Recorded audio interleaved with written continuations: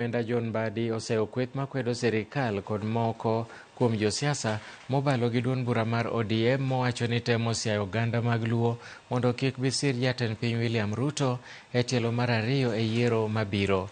Mbadi onyiero josiasa makamago kowacho ni dwaro margi en ni oganda Luo mondo dong' e koyo oko mar sirikal tok yiero mabiro ka okoni Jatend piny William Ruto oseloko uchumi ma piny Kenya kopim gi kaka ne en e kinde mokalo. Kanoloso e kinde nyasi mar solo omenda mar chako gedo e skund sekondari ma John Mbadi osogo ei wod ma Kwabwai. Mbadi manoten gi jaod bura mandhiwa Martin Owino nokoni josiasa malondo piny Kenya lando ni Ruto ok bi yier, kata kamano pachgi obam.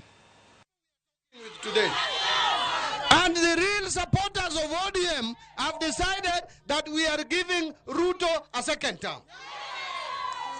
And we are not just giving Ruto a second term for the sake of it. Ruto has done wonders for the economy of this country. This economy was on its knees when President Uhuru Kenyatta left office. Hata yeye mwenyewe anajua. Our economy was in tatters. We were predicted to be one of the economies that was going to fail.